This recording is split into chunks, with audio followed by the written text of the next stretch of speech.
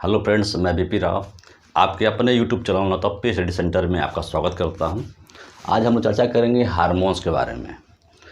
तो हार्मोन्स जो है ये भी विटामिन्स की तरह जो है एक कार्बनिक पदार्थ है और हार्मोन्स का स्रावण जो है अंतःस्रावी ग्रंथियों से होता है, एंडोक्राइन ग्लैंड से होता है।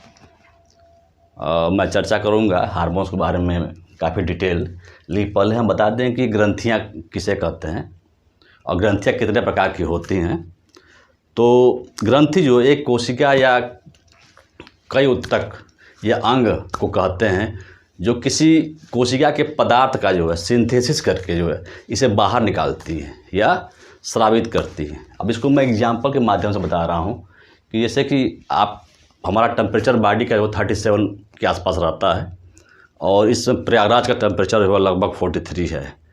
तो हमारे बॉडी को मेंटेन करने के लिए हमारे मेटाबॉलिज्म को पसीना बाहर आता है। तो ये देखिए, ये स्किन है, इसके ऊपर कहते हैं, इसको कहते हैं हम एपिथेलियल लेयर, जो है एपिथेलियल लेयर। और ये है स्वीट ग्लैंड जिसके कारण जो है पसीना होता है।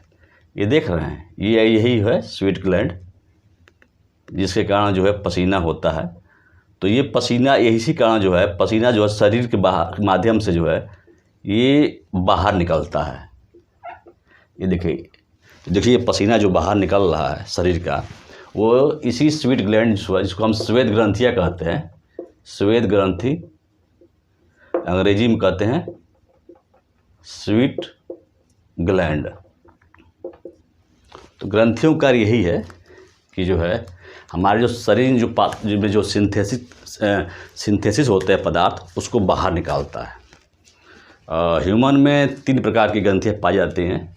एक होता है बहिस्रावी जिसको अंग्रेजी में एक्सोक्राइन ग्लैंड कहते हैं। दूसरा है अंतःस्रावी जिसको अंग्रेजी में एंडोक्राइन ग्लैंड कहते हैं। एक थर्ड है मिक्स ग्लैंड जिसको हम मिश्रित ग्रंथि कहते हैं। तो चलिए आपको एक एक करके एक्सोक्राइन ग्लैंड के बारे में बताते हैं कि एक्सोक्राइन ग्लैंड ये होते हैं, वे ग्रंथि होती हैं जो एक डक्ट या नलिका से जुड़ी होती है। इसको मैं एग्जाम्पल के माध्यम से बता रहा हूँ कि जैसे ये देखिए, ये दुग्ध ग्रंथियाँ हैं अब, और ये दुग्ध ग्रंथियाँ, ये देखिए ये डक्ट है जिसको हम नलिका कहते हैं, इसी से ये जुड़ी हुई है। और ऐसे ही आते हुए ये दुग्ध ग्रंथियाँ हैं। अब देखिए यहीं से दूध जो है, मिल्क जो है बाहर निकलता है और ये ग्लैंड है। तो इसीलिए इसको जो है एक्सोक्राइन ग्लैंड को हम डक्ट ग्लैंड भी कहते हैं, डक्ट ग्लैंड या नलिका ग्रंथि कहते हैं। इसका एग्जाम्पल है मेमरी ग्लैंड है, स्वीट ग्लैंड है, सैलिवरी ग्लैंड है, या पाचन में जितनी भी ग्रंथियाँ पाई जाती हैं वे जो है ये एक्सोक्राइन ग्लैंड या बहिस्रावी ग्रंथि को कहते हैं। नेक्स्ट है अंतःस्रावी ग्रंथि, इसको हम डक्टलेस ग्लैंड कहते हैं, डक्टलेस ग्लैंड। इसको इसलिए कहते हैं क्योंकि जैसे यहाँ पे डक्ट है वो यहाँ पे नहीं होता है। यहाँ पे मान लीजिए एपिथेलियल लेयर है और ये टिश्यू फ्लूइड जिसको कहते हैं उत्तक द्रव्य, उत्तक द्रव्य। तो यहाँ पे जो है ये ग्लैंड होता है अंतःस्रावी ग्रंथि, जिसमें जो है थायराइड है, पिट्यूटरी है, एड्रिनल ग्लैंड है, पैराथायरॉइड ग्लैंड है, पीनियल ग्लैंड है, थाइमस ग्लैंड है, कई ग्लैंड हैं। और ये जो अंतःस्रावी ग्रंथियाँ हैं मैक्सिमम जो है एक स्पेसिफिक सेल को जो है प्रभावित करती हैं। और जो हार्मोन जिस सेल को प्रभावित करता है उसको हम टारगेट सेल कहते हैं या लक्ष्य कोशिका कहते हैं, target cell, target cell. Hindi में कहते हैं उसको लक्ष्य कोशिका, लक्ष्य कोशिका। जैसे एग्जाम्पल के तौर पे अब थायराइड ग्लैंड में जो है थायरॉक्सिन हार्मोन का स्रावण होता है।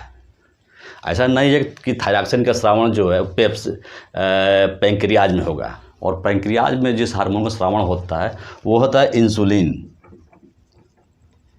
इंसुलिन है, ग्लूकागॉन है और सोमेटोस्टेसिन है। तो ये टारगेट सेल है। अब नेक्स्ट जो ग्लैंड है वो मिक्स ग्लैंड है, जिसको हम मिश्रित ग्रंथि कहते हैं। इसका एग्जाम्पल है पैंक्रियाज, जिसको हम हिंदी में कहते हैं अग्नाशय। इसकी क्वालिटी ये है कि इसमें जो है एंडोक्राइन और एक्सोक्राइन ग्लैंड दोनों के गुण जो पाए जाते हैं, एक्सोक्राइन के भी और एंडोक्राइन के भी। अब एंडोक्राइन ग्लैंड के लक्षण क्या हैं, गुण क्या हैं इसमें, कि इसमें जो है पैंक्रियाज में जो है एक आर्गन होता है जिसको है आइसोलेट्स ऑफ लैंगरहैंस कहते हैं। आइसोलेट्स की दीपिका है, जिसमें जो है 3 हार्मोन जो है पाया जाता है। पहला है बीटा सेल में जो होता है इंसुलिन होता है। अल्फा सेल में ग्लूकागॉन और गामा सेल में जो है सोमेटोस्टेटिन। ये जो है हार्मोन ये एंडोक्राइन ग्लैंड में पाए जाते हैं, जो पैंक्रियाज का एक गुण है। और एक्सोक्राइन में मतलब कि जो है जो बहिस्रावी ग्रंथियां हैं उसमें, जिसमें जो है डक्ट पाया जाता है, जिसमें नलिका पाई जाती है, तो इसमें पैंक्रियाटिक जूस पाया जाता है। पैंक्रियाटिक जूस, और इसी में पूर्ण पाचन होता है। जब हम डाइजेशन पढ़ेंगे, पाचन जो है, तो आप जानेंगे कि पैंक्रियाटिक जूस में ही जो है पूर्ण पाचन होता है। इसमें प्रोटीन का, फैट का और कार्बोहाइड्रेट का जो है पूर्ण पाचन होता है। अब प्रोटीन में जो है ट्रिप्सिनोजेन एंजाइम पाया जाता है, ऐसे ही जो है फैट में जो है प्रोटियोलिटिक लाइपेज पाया जाता है। इस प्रकार जो है ये मिक्स ग्लैंड की जो दोनों क्वालिटी है, एक्सो और इंडो, जो है मैंने आपको बताया। शरीर में मानो कि जो है 3 ग्रंथियाँ होती हैं, जो है ये एक्सोक्राइन ग्लैंड है, एंडोक्राइन है और मिक्स ग्लैंड है। एग्जाम में पूछता है कि कौन जो है बहिस्रावी ग्रंथि है। ये एसएससी में पूछा गया है। ये पीसीएस का भी क्वेश्चन है, और ये भी पीसीएस का क्वेश्चन है कि कौन सी ग्रंथि, थायराइड कौन सी ग्रंथि है। इस प्रकार ग्रंथि का टॉपिक जो है समाप्त हुआ। और आपको मैं अब हार्मोन्स बताना शुरू कर रहा हूँ कि हार्मोन्स जो है वो किसी आहार से नहीं लेते हैं। ये हमारे जो है शरीर में ही जो अंतःस्रावी ग्रंथियों में पाया जाता है हार्मोन्स जो है। और हार्मोन्स को जो का अध्ययन जिस टॉपिक से करते हैं उसको हम एंडोक्राइनोलॉजी कहते हैं, क्योंकि अंतःस्रावी ग्रंथियों में पाया जाता है, इसलिए इसको जो है इसका अध्ययन जो है एंडोक्राइनोलॉजी में करते हैं। और एक साइंटिस्ट थे थॉमस एडिसन।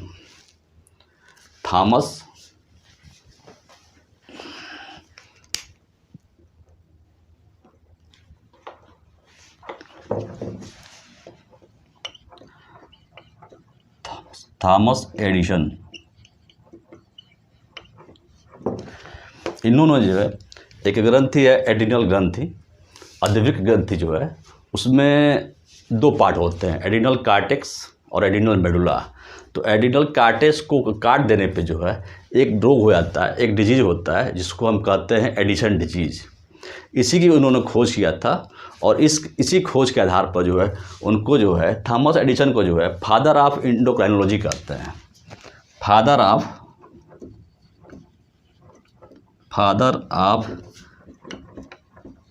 एंडोक्राइनोलॉजी कहते हैं।